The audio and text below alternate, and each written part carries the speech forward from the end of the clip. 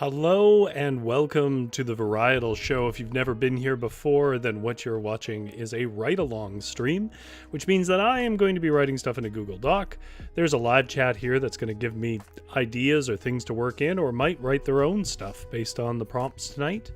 And we're going to do it kind of structured in a bit of a prompt game, I guess. It's different each week, exactly what we play. In this week we're playing a game called Tiniest Wizard, which is extremely rules light and will be very simple and straightforward and fun. If you do like writing, or you like being I don't know, just having stuff in the background, that's the way I watch streams, then you might enjoy this. If you came to this channel though for the folklore content, we do that on Tuesdays, and don't worry, that hasn't gone anywhere, but that's not this. So if that's all you're interested in, this may not be your thing, I don't know. I see that we already have some people in the chat. We have Witchery again. Beep boop, I'm awake this time mostly, says Witchery. You're awake and you're an android? Beep boop. GS, I realized that made it look like I was like miming being really thoughtful, but the truth is I noticed in the camera that my beard was a mess. GS says, good evening, Big Drew's here. Hello, Big Drew. Says, good evening, GS. Good evening, Witchery.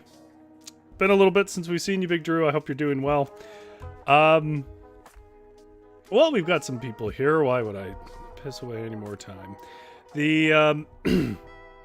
Let's get to our games.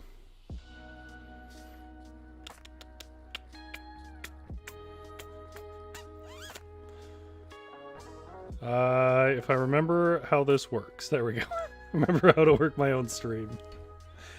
This part of the show is called litgames. That stands for literature games, but really what it is it's sort of expressive games, lyric games, solo tabletop RPGs, things that I came up with, things that people on itch.io came up with, things that help us write little introductions to characters, sometimes full story arcs, less so these days I've found, but that normally used to be the case. Introductions, first acts of stories, whatever. It's like an hour of writing on a structure, and we have some fun. We put ourselves in an interesting world, set ourselves a challenge of trying to meet the standards of the game and certain ideas about it. And tonight's game is called The Tiniest Wizard. It is absolutely a microscopic rules. So I think for my regular viewers, it might be good. Oh, there's no good size here. Okay, so just a second. I have to customize the size. That might be as close as we're gonna get. Okay, here we go. Tiniest Wizard is what you call, I guess, like a micro RPG. They're little card size. It's a popular thing on itch.io. So they're little, usually about this size, and the rules fit on the two sides of the card, and you're meant to print them off and sort of leave them places for people to have something to play. They are sort of famously rules light, quick, and to the point, and they don't really have a lot of like long-term play usually. There are some that are pretty good though. And this one really sort of fascinated me because it was very unconventional. You are the tiniest wizard.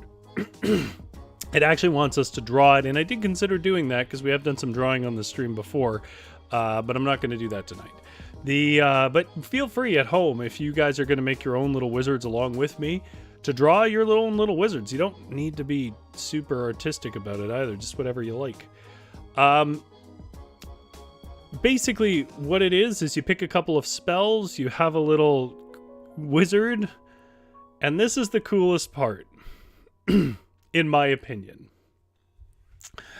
It says, recklessly fling this card, like the little card. I didn't print the card, obviously. So we're going to use, as an alternative, the playing card. Recklessly fling the card, and where it lands is where you start. Where you are tiny, navigating across a room is a journey. As you journey, look at what would be obstacles for your tiny wizard self. Thick carpet could be a jungle, a fan could be a hurricane, pets could be behemoths. Imagine, find, or draw more obstacles on your or another's journey. Big bugs, tiny dragons, room guardians, traps, and puzzles. So, basically what happens is, you take the physical card and you go and then I see where it starts, but that's not helpful to you, so I'm going to talk to you guys about how you're going to do this for me. That's where I start in the room, and then basically I set an exit. I have a door over that way. And I look at the stuff that would be in between it, try to think of it as a tiny wizard who has to overcome challenges to get something. Hopefully that makes sense, because that is about the most bare bones and basic rules we've ever played with.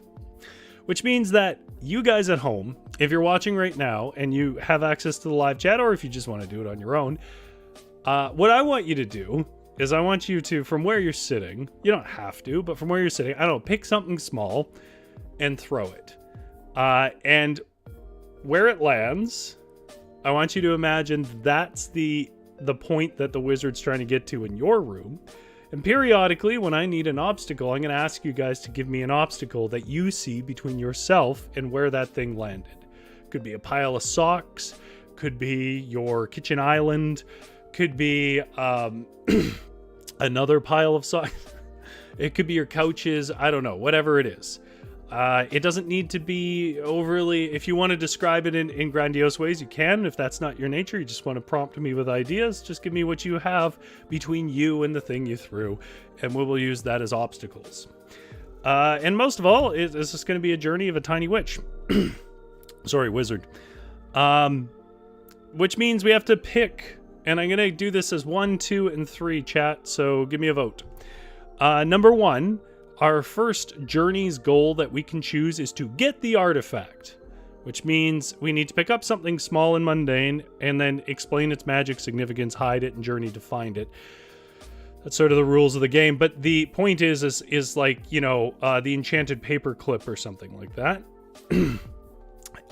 Number 2, to face the monster. A huge monster, maybe even as big as a mouse, is terrorizing the region. Imagine, find or draw the monster, give it a lair, and journey to confront it. Or our third option, so you put number 3 for this in the chat, find someone special. Make and fling a second tiniest wizards, alone or with someone special, journey to come together. In other words, I'm going to go search for something. So those are our 3 options. Number 1 in the chat, if you guys want to get an artifact. Number 2, if you want to face the monster. And number 3, if you want to find someone special. And while you vote on that, I'm going to tell you how we get our spell list, because it is the cutest and my most favorite thing in a game. Give me a second for water.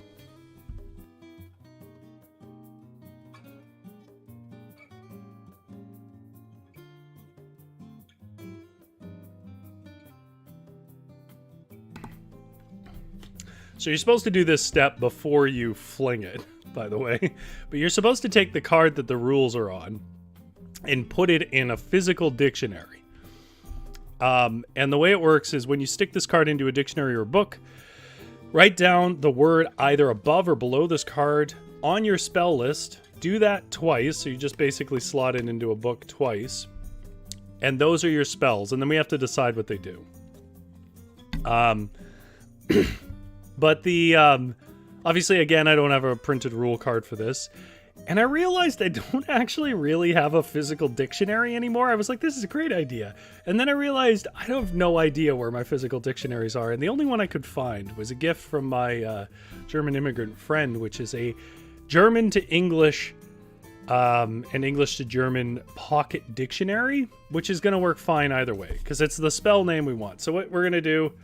Like I said, this is a stupid simple game. We just put in the card in a random spot. We open it. And the word below it is...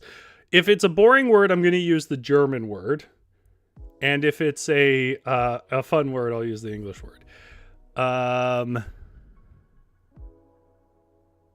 Okay, so I got turn up under it. Like turn up the volume, not like the plant turnip. But which is a little bit boring, but the word for it is auftachen. So that's our first spell off. And I'll put the English translation in there, turn up. That'll be our power word, because we're English speakers and therefore German seems fancy to us. And for those who have the mind for this, we get this is our first spell. So if you have an idea of what Auftachen as a spell will be, put that idea in the chat. Okay, the second spell. I'm gonna jam this in the book again.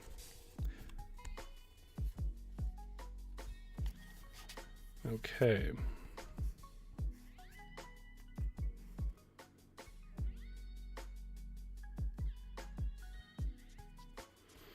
I have label or labor. Or I can flip it to the other book. Ooh, kind. Freundlich. Yeah, we'll go with kind. I like,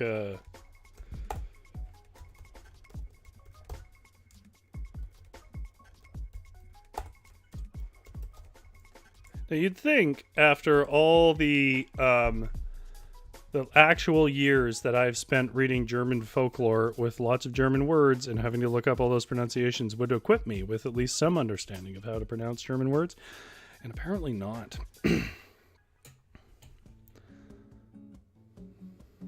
Oh, wow. Okay.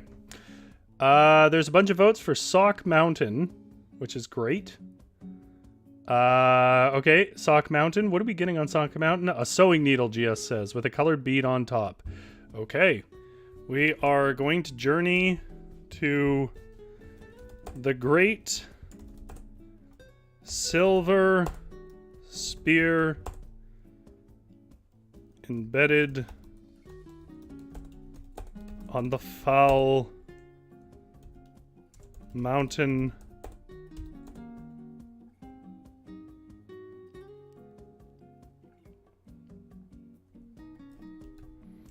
of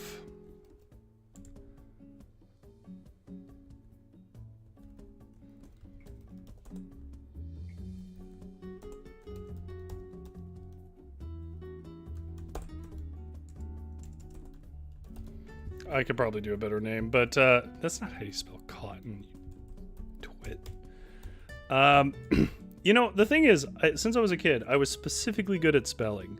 And then this stream just it pulls my attention in enough different directions that I've misspelled things that I'd never misspell. Journey to get the Great Silver Spear embedded upon the top of the foul cotton mountain of giant socks.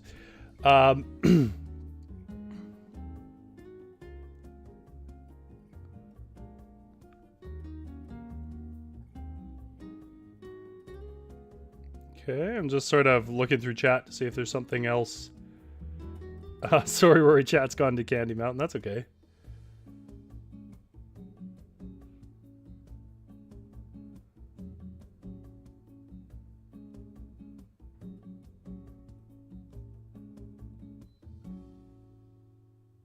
Oh, we want to go... Oh, I see what we're saying. The Sock Mountain wants to become Candy Mountain. Why is there a mountain of candy in your house?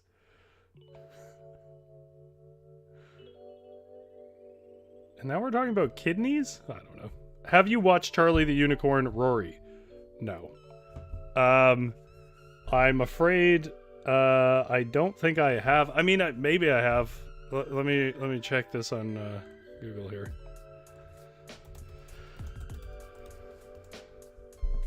Oh, no. No, I have seen this around. Like, it's not like...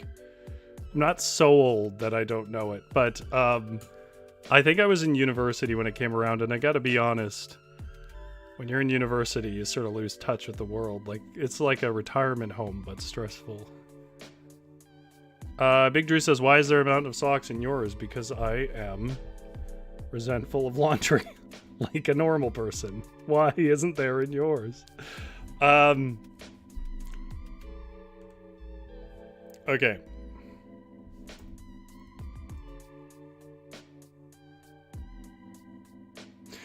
Oh, I like that. GS says, rug got pink strawberry lemonade spilled on it last night. Can that be a marsh? Absolutely. Make a note of that. The pink lemonade marsh, which will be infested with ants. Okay, guys. I don't want to waste too much time here. So, what does the spell Oftoken or turn up do? If you said it already, I'm sorry I missed it.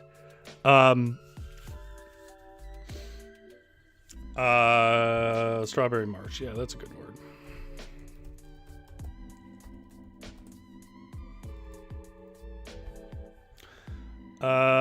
Because these are our only abilities in the game, so like we'll resolve conflicts. We get 2 charges per rest, which doesn't really have much rules about it. It's just sort of for color, but Big Drew says, because I put my laundry away like a rational adult.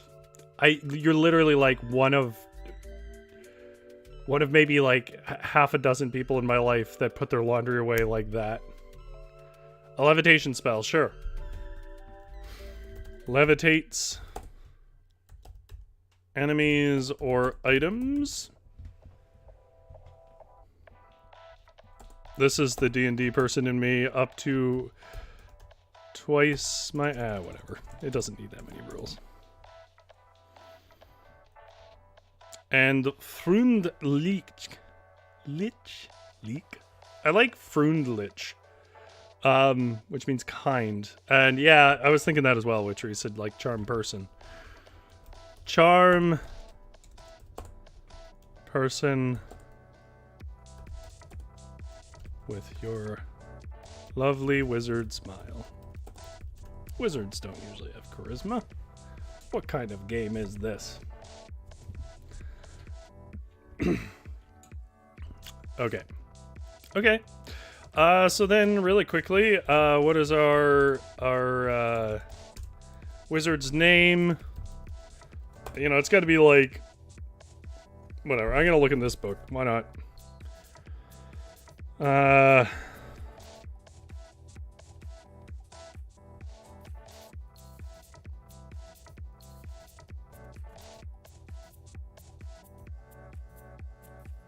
This is what people like to see on stream, right? A guy reading a German to English dictionary. I don't want to say that I, you know, after many years of doing this, really understand what audiences want, but, you know, obviously I do.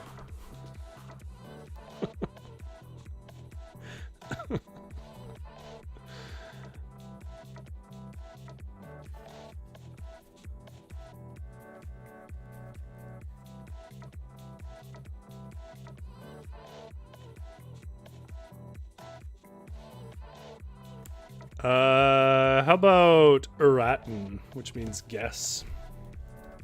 Erratin.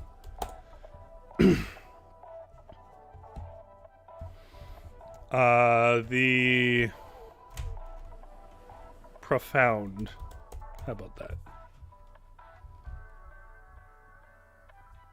that? Big Drew says, my name is Joe Volcano the Magnificent.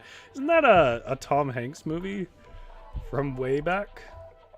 Witchery says, I just know that somewhere out there someone has turned the character sheet into a full page with the game as a business card. Of course they have. There's probably selling it on itch.io too. My eraser constantly falls to the floor. We could use that. Yep. The eraser of, I don't know, Doom. Okay. So this, unlike a lot of solo RPGs, is I mean, I guess you could occupy it in first person, but that's not really the way it feels, right? We're gonna tell the story, the epic tale of a tiny wizard moving across the floor, and it's gonna be kind of short and silly. So this is the journey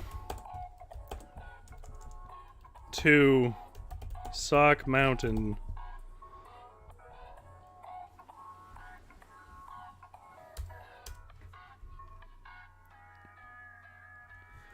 Erratin the Profound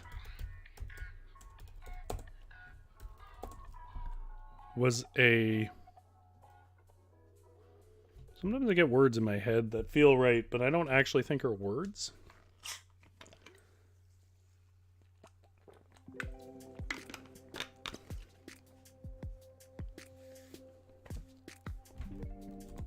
Was a wisp in body,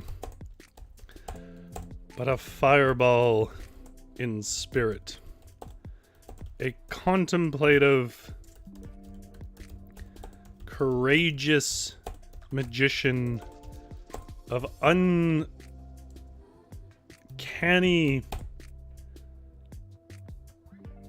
perception and wisdom. I didn't mean to put a period there. I meant to put my favorite thing in the world in M dash.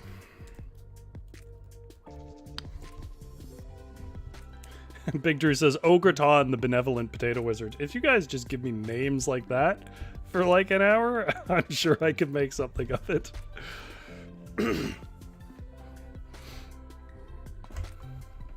In his small town, and this is why you throw the card, it kind of landed between an extension cord that has my phone charger on it and my leather sofa, which has a little bit of a lip on it. So maybe they live in the canyon of the sofa, or sort of the overhang of the sofa. A grotto of the sofa next to the warming bricks. Sure. In his small town of Sofato, the grotto. God, stupid. I don't know why that made me laugh, but I'm keeping it. In his small town of Sofato, the grotto, Ratten was a reliable young magician who helped the innocent folks ward off great beetles of the woolen prairies. The Cave of Tanned Cowed High. I like that. That leads to the Underdark, which is all the space under the couch that I don't look at enough. Aratin was a reliable young magician who helped the innocent folks in town ward off great beetles of the Wolden prairies and the foul spiders of the Underdark. Yeah, sure, why not? Underdark. Come at me, Hasbro. It's a bunch of people that are going to be confused by that comment.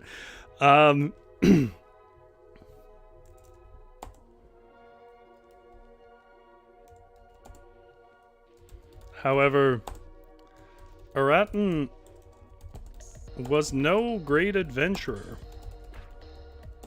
He liked his tanned hide. He liked the cliffs. How about that? He liked the cliffs of tanned hide.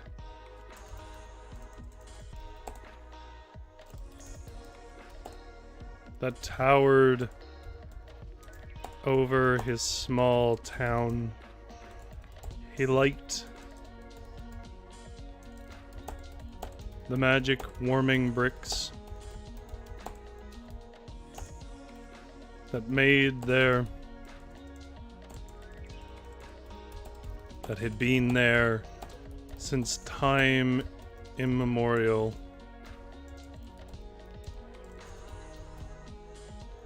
Placed by the gods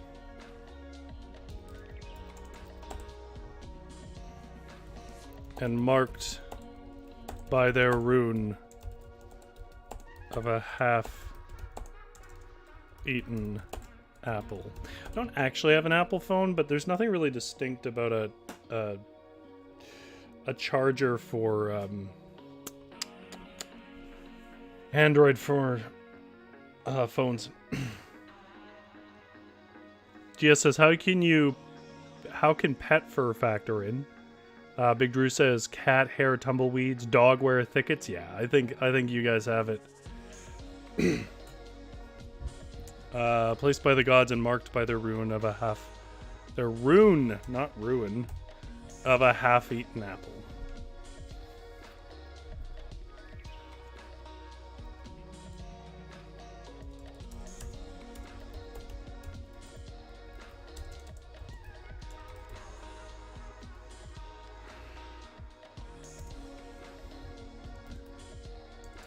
Then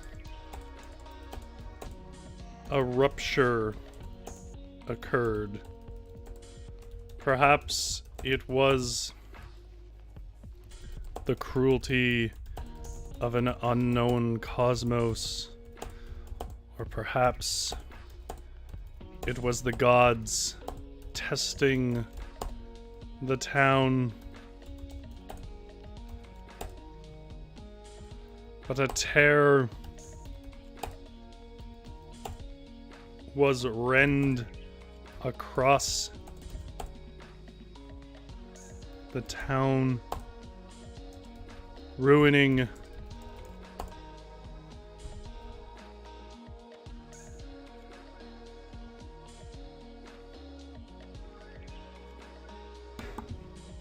almost sneezed. There we go. But a tear was rend across the town, ruining homes and growing by the days. They had to stitch the town back together, but doing so required an implement the size of which no one could even imagine. Which says, I live in constant mist of rabbit fur. It gets everywhere because it can float well. Little clouds of fluff. You know, I didn't think about rabbits shedding. I've owned a lot of animals, but not rabbits. But they do have that very soft, thick, light hair. I can see how that would be clouds, as you say. But doing so requires an implement, would require a tool. Implement's a little weird.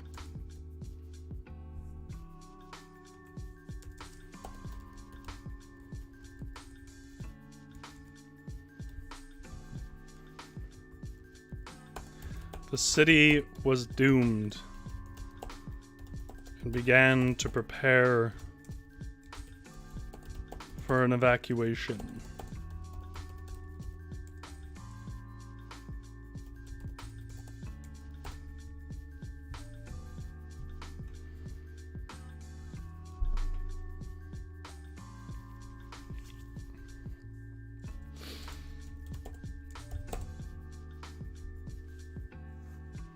Then Graton, a potato wizard, nomad, journeyed through town to sell his harvest of, what is in the Bible, that bread? What do they call it? Is it manna? Bread from God? That's like an unleavened bread that they get through the desert with. Someone's going to know. I'm going to drink something and someone's going to remind me.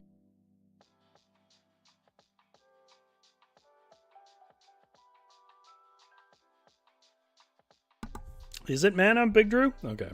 See, video games have coached me so much that is the term for magic. Magic fuel in video games. I couldn't remember if that... My old Sunday school memories were fuzzy.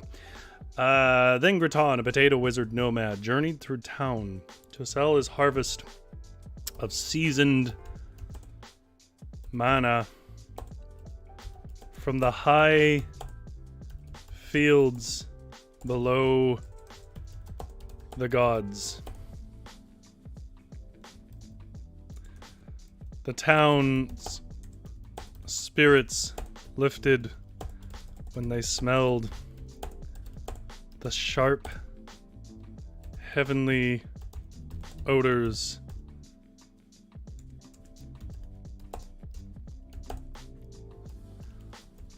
of creams and onions and vinegars upon the strange breads, potato breads that fall from the sky. Oh, Witchery says the video game term is from Polynesian culture. I had no idea. They're unrelated? So Polynesian culture has a term mana, and Hebrew mythology also has the term mana. That is surprising. I didn't know that.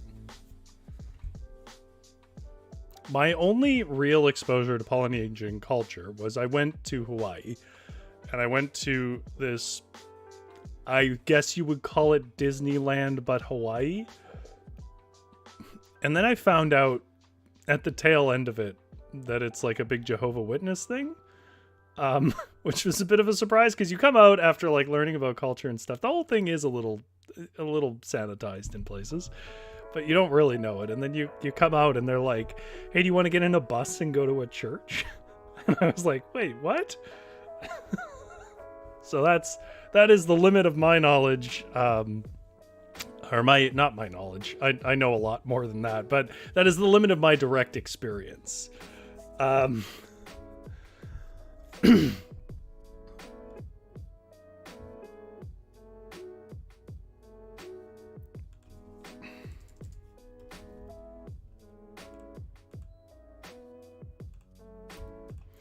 don't think that sentence is very good, but we're going to move on. Okay.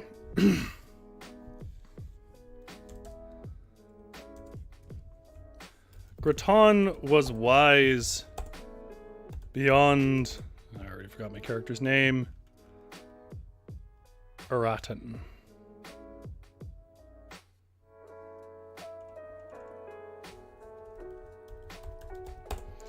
Graton was wise beyond Araton's years. Graton was wise beyond Araton's years, and more traveled of the lands of the living room.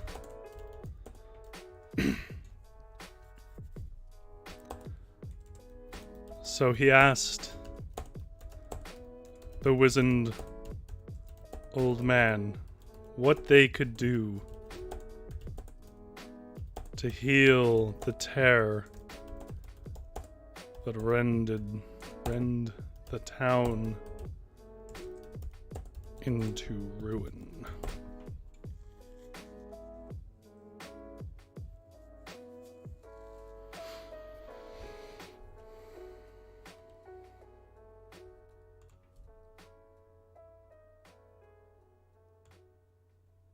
Oh no, wait, that's not what.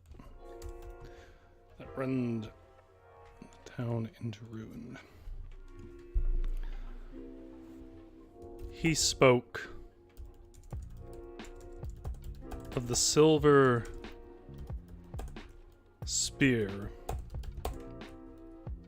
of Foul Mountain. A bright and perfect needle that could be seen for 100 miles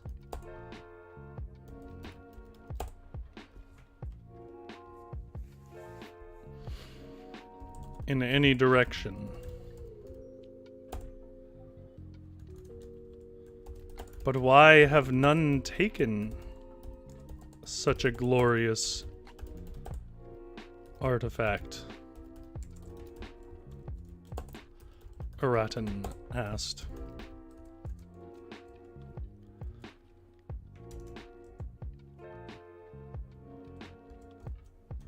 To near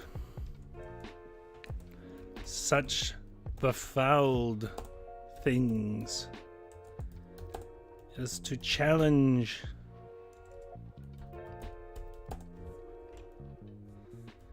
one's very ability to breathe. Graton explained in a grave and serious tone. The mountain of socks is intolerable for any decent soul, and will consume and suffocate you with its horrors.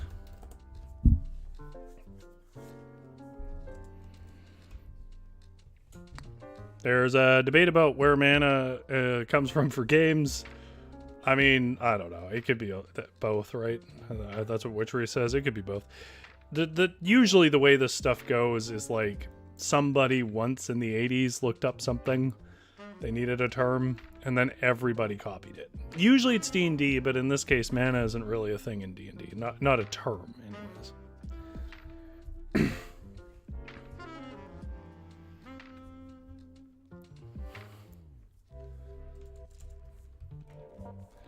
That night, Aratin was restless, but awoke with conviction. He would traverse the carpets between. That is a joke just for me. That might be kind of funny to anybody who's played Elden Ring, but probably not.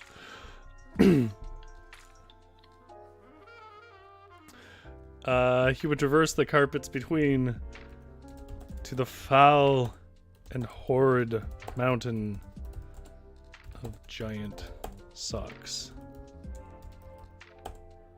so he could fix the tear in his town.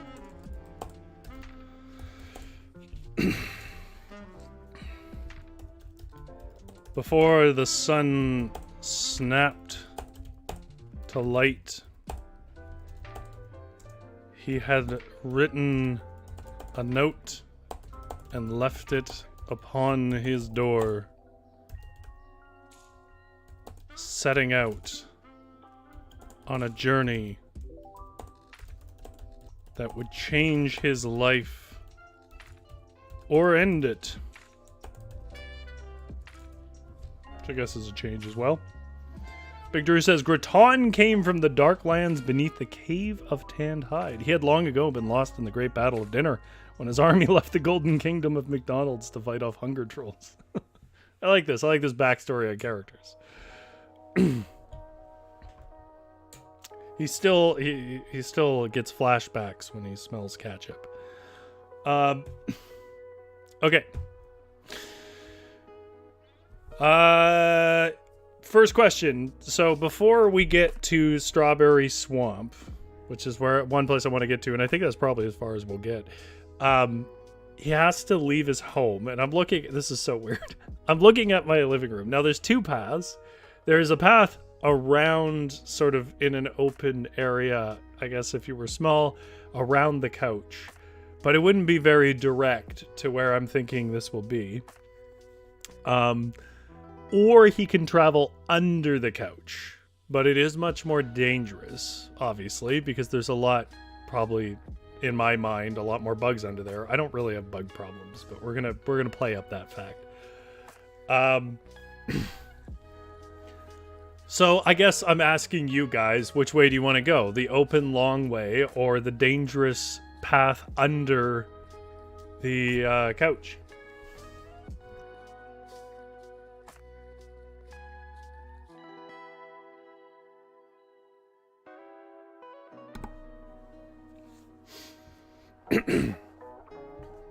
I'll look up some other words here. See if there's any I can use.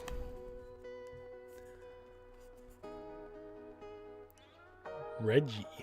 Direction. Witchery says everyone has a bug problem. Some of them are just better guess. Indeed. We get a lot of spiders, but I don't kill spiders.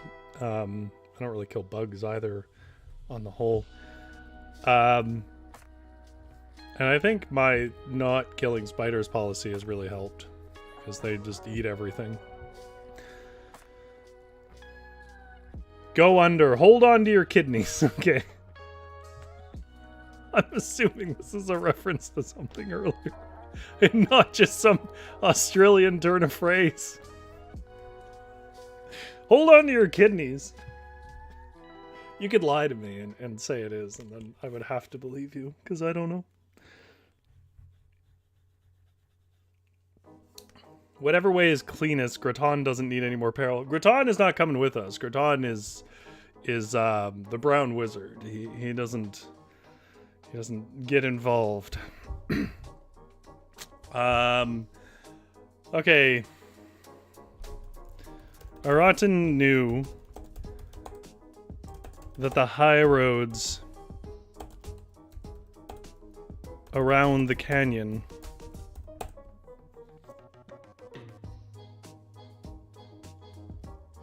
Oh, rabbits enjoy going under furniture. Yeah, I bet they do. Witchery says the drop bears enjoy kidney soup. Okay, so I know that people in my audience have no idea what drop bears are on the whole. So if you don't know, drop bears is a sort of mixture of urban legend and screwing with you that Australians love to do, which is a supposedly larger koala who, well, koalas are generally kind of goofy and just eat leaves. These ones apparently will drop from the trees and attack and eat you. And because I think Australia has this reputation of having crazy, violent, scary things, they tell tourists this because it's funny. So I'm sorry to ruin the joke, but sooner or later someone was going to ask what a drop bear is. It is a perfect representation of the lovely Australian sense of humor. Aratan knew that the high roads around the canyon would be the most secure, the most blessed by the light of the gods.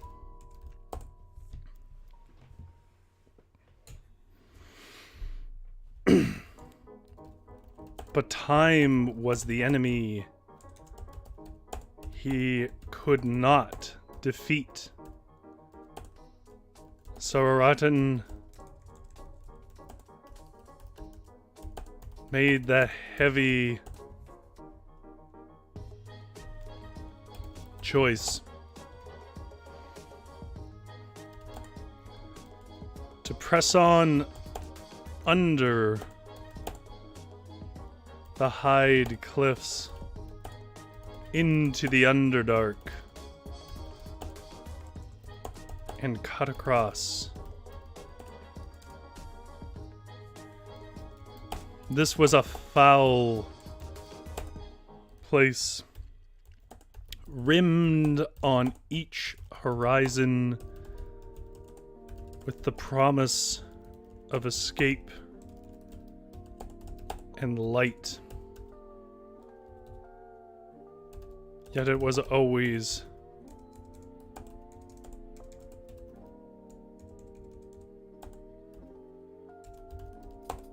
further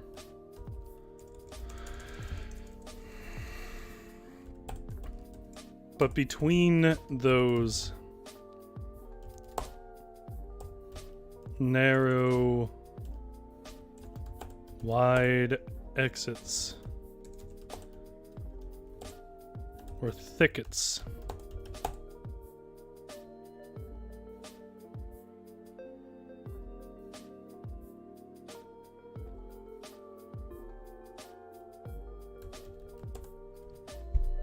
of wool rushes. Sure, that's what we'll call carpets.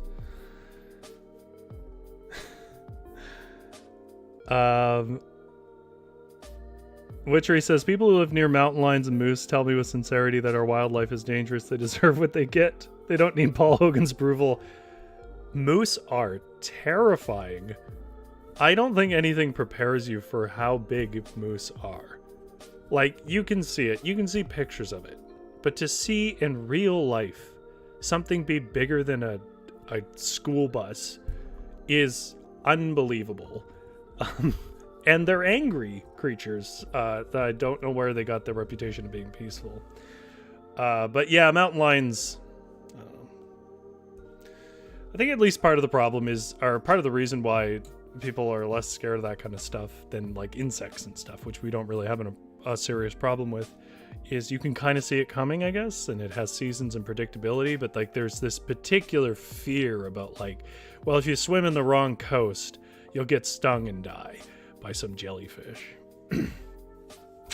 Witchery says, that's what I'm saying. Oh, I see. Yeah, no, moose are terrifying. Anybody says any otherwise, they haven't been around one. We have a lot of bears, but I gotta be honest, bears are kind of overrated as a risk. As long as you're not being a complete moron, they're fine. Rimmed on each horizon with the promise of escape and life. But between those narrow wide eyes were thickets of wool rushes, stung with strange, shadowy creatures of natural armor and many-limbed, mutated forms. It was the caverns that contained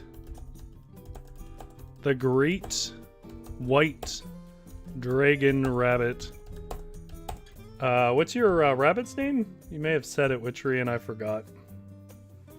Because I don't remember names at all, ever.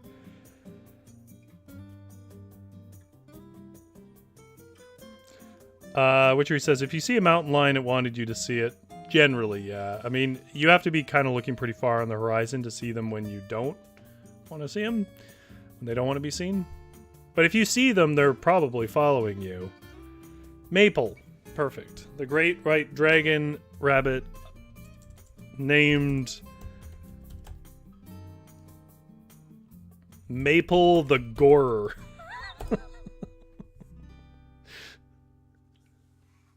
She's not white, though. Oh, she's fawn. You know how I know what fawn looks like. I used to have a pug, and they're fawn. Well, they can be black, but mine was fawn.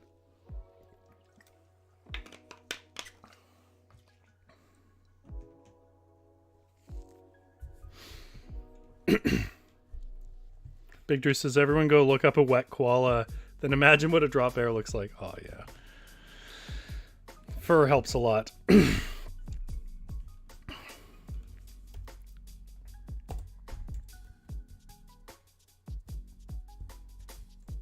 Still, I forgot the name again. Aratin, yeah, that's it. Aratin decided to move swift through day and night.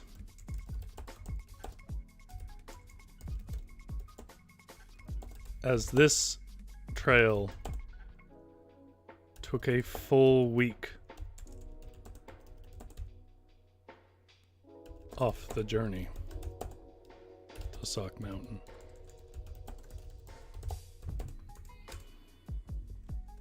It was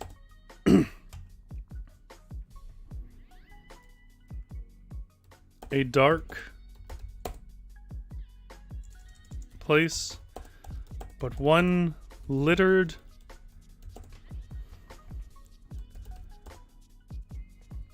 with harvest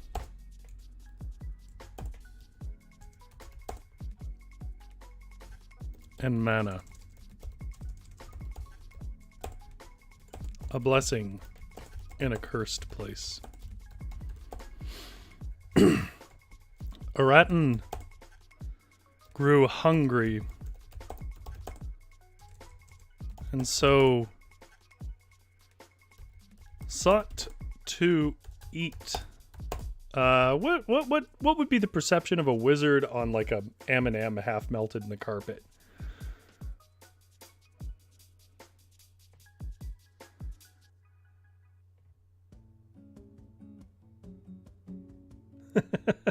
Big Drew says, but Maple uses colored pencils to draw blood, more of an artist rendering than a terrifying prospect. Maple can hear you and she does draw blood. I have been bitten by a rabbit and it is savage.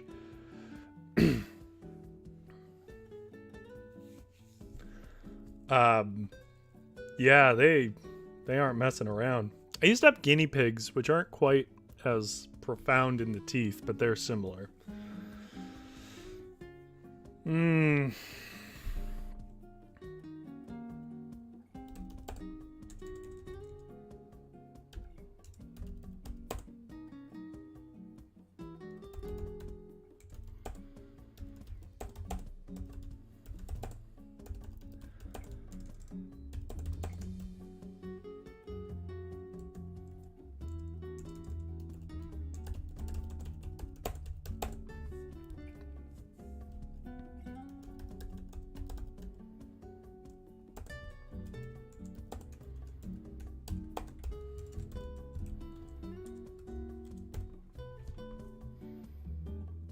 Big Drew says, I've been attacked and bitten by a pig. A real pig? There's nothing pleasant I could compare a melted M&M to visually. Yeah, that was the problem I was having. Okay, so Aratin grew hungry and so sought to eat some cocoa from a broken vessel of the Lord of Sustenance, M&M. These were treasures littered upon the dark paths. As he scooped the remnants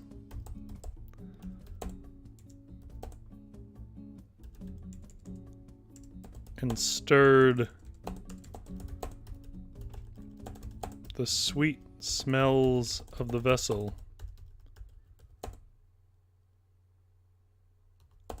a terrible snuffling came up from behind him, and he froze. Wisps of cotton clouds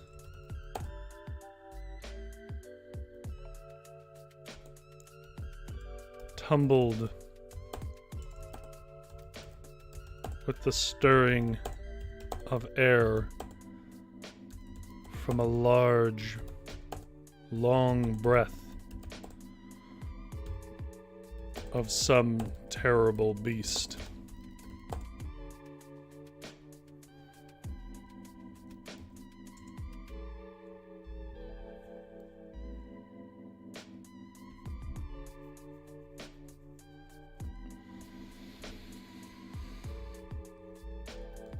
Slowly, Aratin turned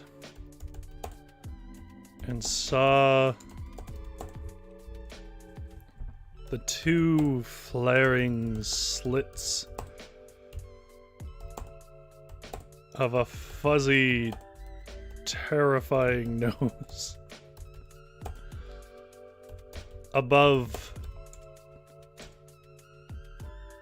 pale, two long swords of fangs.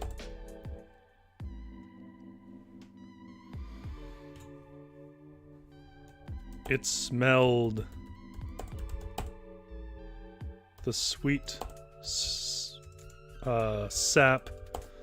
of M&M's vessel upon Aratin, and he was cornered in the pitch black.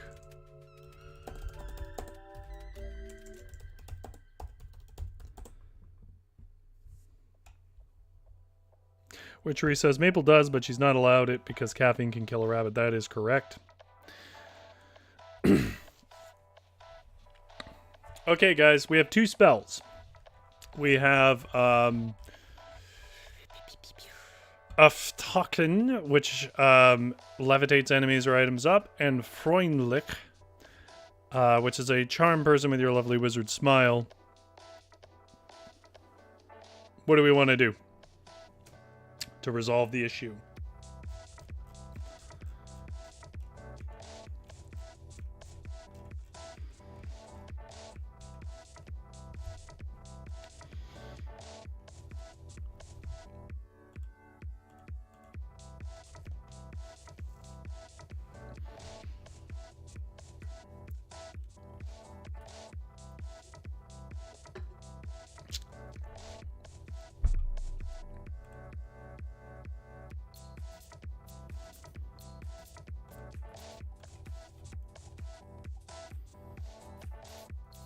Two, make Maple his friend. Okay.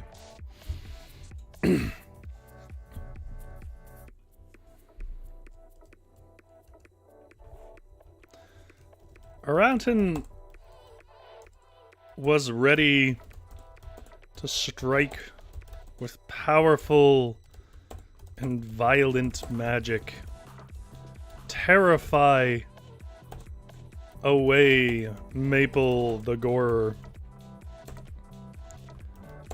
stand triumphant upon its corpse. However, Aratin was not driven by fear, and when he recalled that,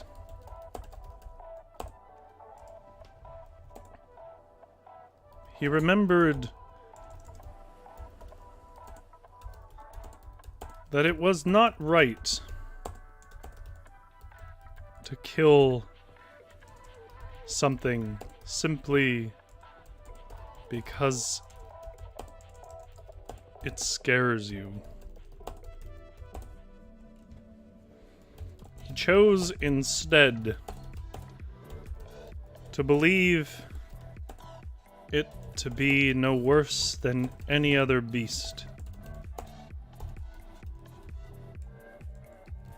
though maybe of greater appetite.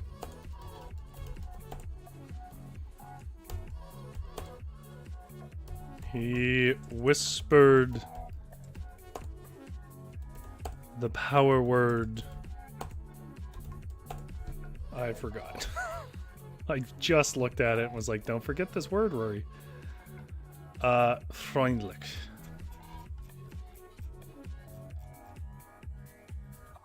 Freund.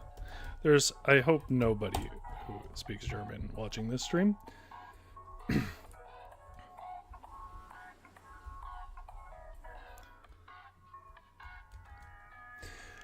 She's a sweet baby. She likes friends. And then she says, Witchery says, she both bites and is a sweet baby. Don't question it. I've given up.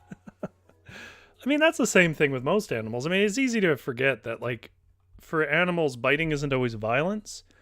You know, biting is communication.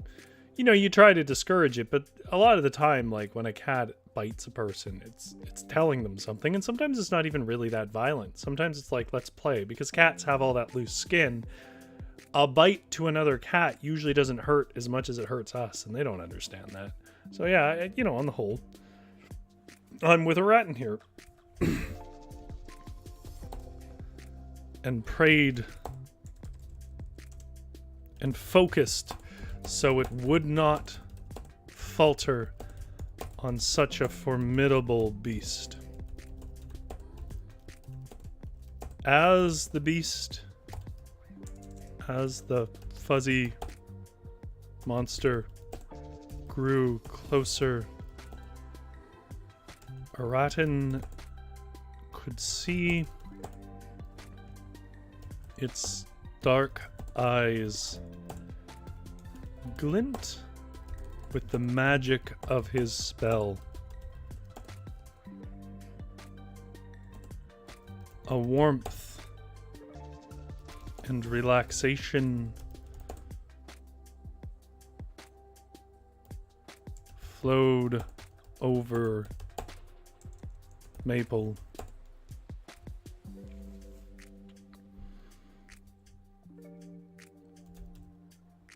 Who bore teeth against rotten no more, and instead simply licked the tiniest wizard clean of the sap of M&M.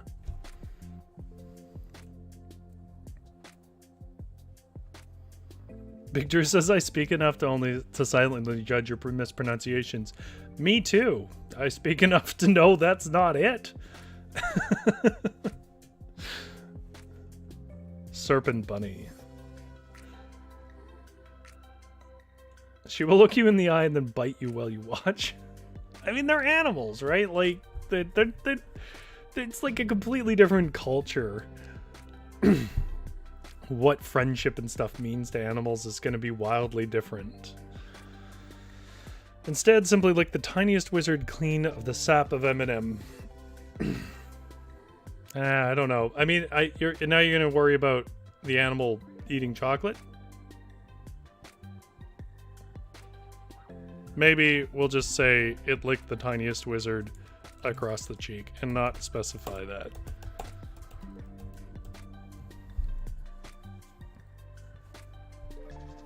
The spell of kindness had worked. Maple... Where are we at for time? Oh my god, it's an hour. Oh my god. Okay, I have one last seed I want to do, and then we'll wrap it up. Maple became something of a pest of the best kind after this. Even after the spell would have subsided.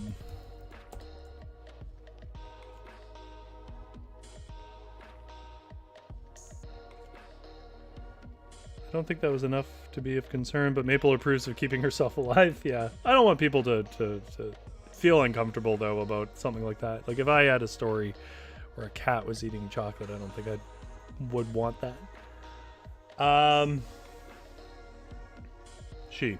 That's right. I was looking for the pronoun for the rabbit, which I guess doesn't really matter, but Maple became something of a pest of the best kind even after the spell would have subsided. She followed along, and Aratin began to believe this great beast was misnamed. He saw it more as a scuttling and cuddling little big fluff. Big bearer of tumble fluffs. However, when he exited... I was thinking of that, Big Drew. Said maybe Maple is quietly a descendant of that rabbit from Monty Python and the Holy Grail. I did think of, when I originally called it Maple the Gorer, I was thinking of the Monty Python one. I have asked her about that, and she can neither confirm nor deny. I mean, rats are not rats, rather rats are, but rabbits are violent. I mean, they're animals that survive. They have to have some violence in them. But just maybe not as a rule. However, when he exited the Underdark and tread into the sweet pink rivers of Strawberry Swamp,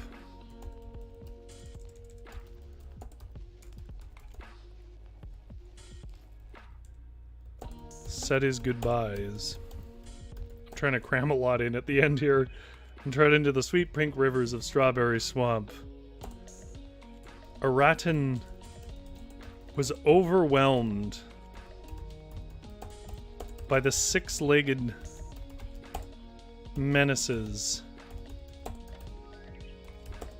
that are swamp ants.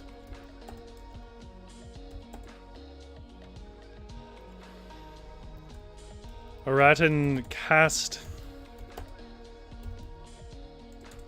Uplift, I forget the name for it, and harried some of the ambush, but was overtaken quickly and stuck into the glucose swamp.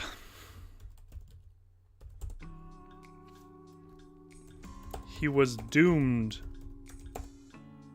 until the fierce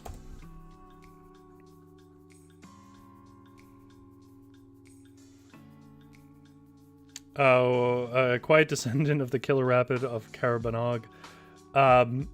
Witchery says, but also Watership Down. Do what? Watership Down? Do you want me to turn this into Watership Down?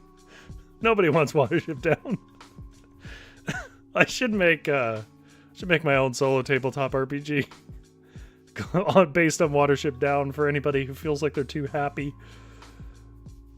With a touch of the Mad Hatter when you least suspect it. Oh, the Mad Hatter is one of the better ones, aren't they? He was doomed until his kindness turned a menace in his favor. For Maple, fluffy and fierce,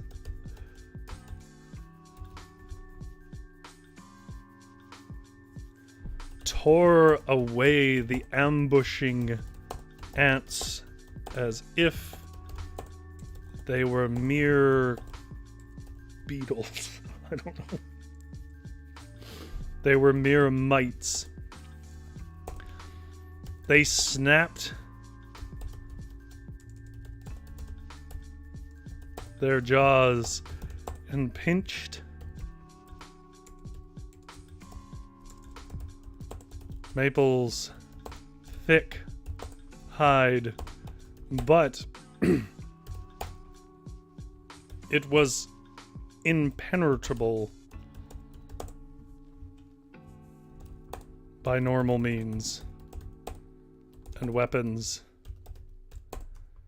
Maple snuffled in terrifying roars. Snuffled out terrifying roars.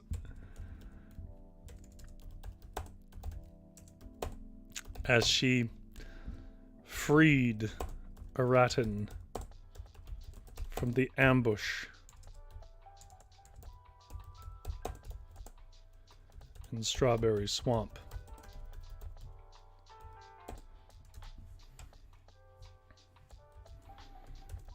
This would surely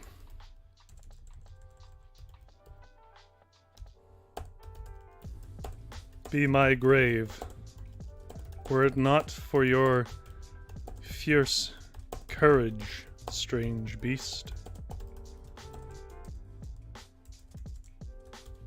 Aratin said, leaning his forehead against the fluffy dragons.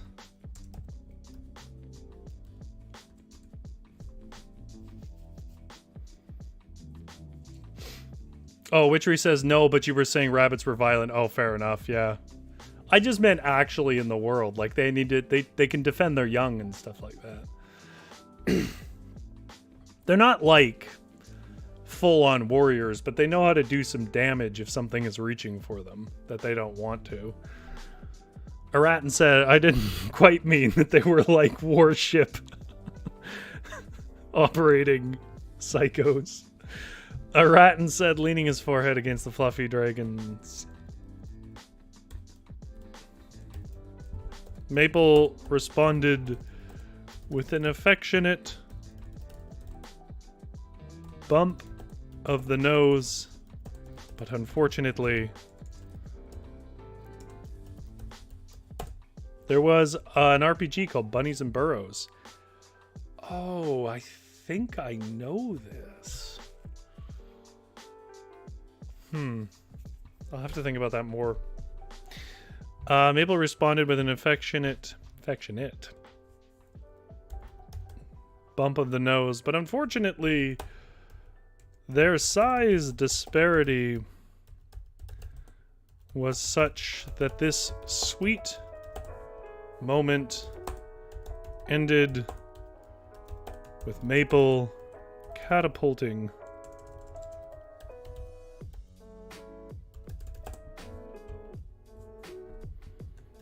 Aratin well away off into the wide fields of the land of the living room. Conker's Bad Fur Day. There's something I haven't thought about in a while. For those who don't know, that's a video game. That sort of marked itself out. It was basically like 100 other video games that were kind of copying Super Mario 64. So to mark itself out, it was like super, a lot of swearing and a lot of poop humor and stuff like that. And in the late 90s, if you were in my generation, that was mind-blowing. The coolest thing that could happen. And that's why we get a bunch of weirdos on 4chan now.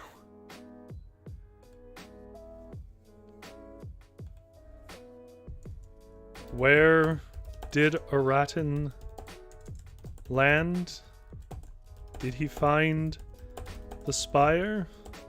Well, that's a story for next time.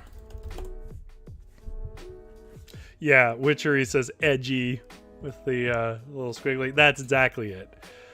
I will say that some of it does stand the test of time. I do think a lot of South Park still kind of lands, even though it didn't age well in every regard. I mean, it barely aged well at the time. But there was a lot of stuff that tried to do that. Like the two big ones was Jackass and South Park. So you heard about that one a lot. And then there was a bunch of stuff that was like, oh, is that it? We just need to be disgusting and kids will love it. And that was a lot of the late 90s and early 2000s, of which are now like 30 and 40-year-old people. So if you're ever wondering what the hell is wrong with the world, there you go. Okay. It's not really what's wrong with the world. I'm making a joke. Somebody's already, in the comments or something like, well, actually, I know what's wrong with the world. I can't ignore what's wrong with the world. Oh, I forgot to work in the Eraser of Doom. Oh, with so many ideas. Can I just say, before I read this back, look at how much fun we got out of just the simplest premise. Like, just a two-sided card.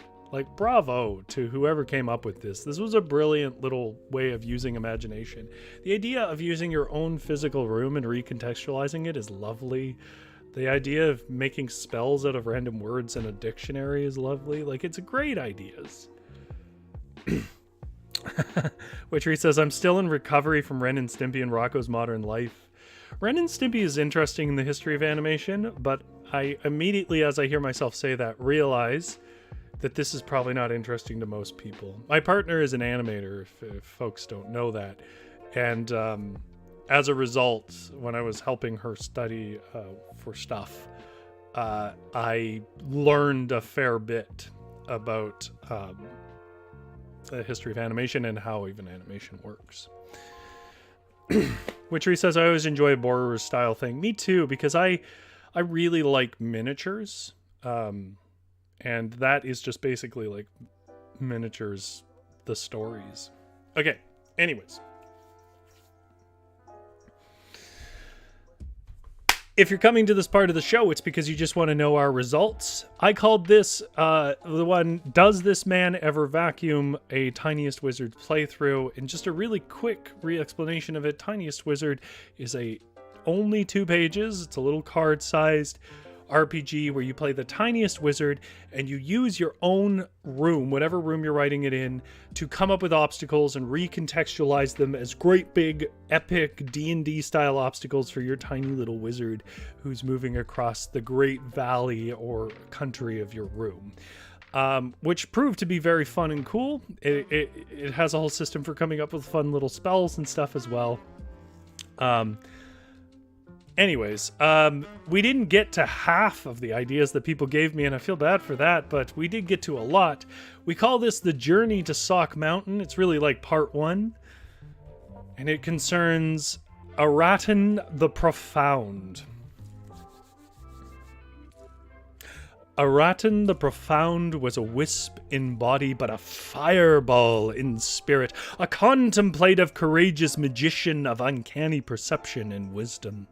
In his small town of Safato the Grotto, Aratan was a reliable young magician who helped the innocent folks in his town ward off great beetles of the woolen prairies and the foul spiders of the Underdark. However, Aratan was no great adventurer. He liked the cliffs of tanned hide that towered over his small town. He liked the magic warming bricks that had been there as the town's wall since time immemorial, placed by the gods and embedded with their rune of a half-eaten apple. It was a peaceful town until a rupture occurred. Perhaps it was the cruelty of an unknown cosmos, or perhaps it was the gods testing the town, but a tear was rent across the town, ruining homes and growing by the days. They had to stitch this rift back together, or the town would be lost. But doing so would obviously require a tool the size of which no one could even imagine. The city was doomed and began to prepare for an evacuation. Then, Graton, a potato wizard nomad, journeyed through town on his usual rounds to sell his harvest of seasoned manna that had fallen in the high fields below the gods. The town's spirits lifted when they smelled his bags of sharp, heavenly odors, of creams and onions and vinegars from the strange potato breads that fall from the sky. But Aratan wanted to talk to Graton for more than his mana. For Graton was wise beyond Aratan's years, and more traveled of the lands of the living room, so he asked the wizened old man what they could do to heal the terror that rend the town into ruin. He spoke of the silver spear of Foul Mountain, a bright and perfect needle that could be seen for 100 miles in any direction. But why have none taken such a glorious artifact? Aratan asked. To near befouled things such as those socks is to challenge one's very ability to breathe, Graton explained in a grave and serious tone. The mountain of socks is intolerable for any decent soul, and will consume and suffocate you with its horrors. That night, Aratan was restless, but awoke with conviction. He would traverse the carpets between to the foul and horrid mountain of giant socks, so he could fix the terror in his town. Well, before the sun snapped to light, he had written a note and left it upon his door, setting on a journey that would change his life, or end it. Aratan knew that the high roads around the canyon would be the most secure, the most blessed by the light of the gods, but time was the enemy he could not defeat. So Aratan made the heavy choice to press on under the hide cliffs into the Underdark of Sofaten and cut across. Now this Underdark was a foul place, rimmed on each horizon with promise of escape and light. But between those narrow, wide exits were thickets of roll rushes, stung with strange, shadowy creatures, built with natural armor and many-limbed, mutated forms. It was the caverns that contained the great white dragon rabbit named Maple the Gorer. Still, Aratin decided the priority was to move swift, and so through day and night, as this trail through the Underdark took a full week off the journey to Sock Mountain, he pressed on.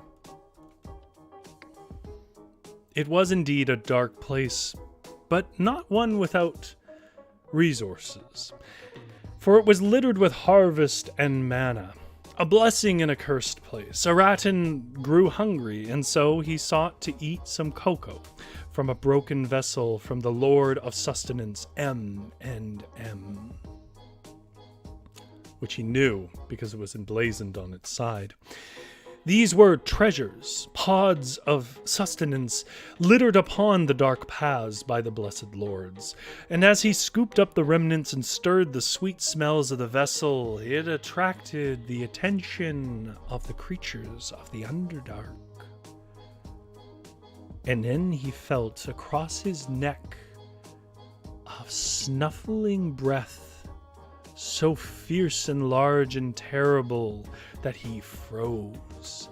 It stirred with its presence cotton clouds that tumbled with the stirring of air from the long breath of that terrible beast.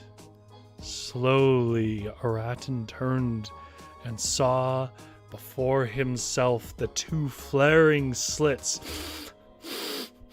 of a fuzzy, terrifying nose above two long swords of fangs. It smelled the sweet sap of an M&M's vessel upon Aratin, and he was cornered in the pitch black. Aratin was ready to strike with powerful and violent magic against this Maple the Gorer, terrifying it away or standing triumphant upon its corpse. However, Aratin was not a person driven by fear, and when he recalled that, he remembered it was not right to kill something simply because it scares you. He chose instead to believe it to be no worse than any other beast, though maybe of greater appetite. And so he whispered the power word, Frundlich, and focused so it would not falter against such a formidable beast. And as the fuzzy monster grew closer, Aratin could see its dark eyes begin to glint with the magic of his spell. Its ferocity gave way to warmth and relaxation that flowed over its whole long body and two long ears. And Maple bore teeth against Aratin no more, and instead simply licked the tiniest wizard across the cheek with a tongue twice the size of him. His spell of kindness had worked. Maple became something of a pest, though of the best kind after this. Even after the spell would have subsided, she followed along, and Aratin began to believe this great beast was misnamed. It was no gorer. He saw it more as a scuttling and cuddling big bearer of tumble fluffs. However, when he exited the Underdark, said his goodbyes to Maple, and tread into the sweet pink rivers of Strawberry Swamp, Aratin was suddenly overwhelmed by an ambush of six-legged menaces that would be swamp ants. Aratin cast his best spells, cast Uplift, and harried some of that ambush, but there were too many, and he was overtaken quickly and stuck down, drowning into the glucose swamp. He was doomed, until that act of kindness against Maple turned that menace into his favor, for Maple, fluffy and fierce, tore away the ambushing ants as if they were mere mites. They snapped their jaws and pinched Maple's thick hide, but it was impenetrable by normal means and non-magical weapons. Maple snuffled out terrifying roars as she freed Aratin from the ambush in Strawberry Swamp. "This would surely be my grave, were it not for your fierce courage, strange beast," Aratin said, leaning his forehead against the fluffy dragons. And Maple responded with a bump that was probably meant to be affectionate of the nose, a kind of... But unfortunately, Maple was of such a size disparity to little Aratin, the tiniest wizard, that this sweet moment actually ended with Maple catapulting Aratin well away into the wide fields of the lands of Living Room. And where did Aratin land? Did he find that spire upon the Foul Mountain? Well, that's a story for next time. Not actually, though. I'm probably not going to play this next week. Every game I play, I'm like, I could play this constantly, but I think it would probably get repetitive. GS says, ha ha ha ha, M&Ms were inspired. Thank you. Witchery says, I blame Thumbelina and the Borrowers. I don't really know why I like miniatures. My like core memory about it is I went on a trip to a place that's local to our province in Victoria. There's a little museum of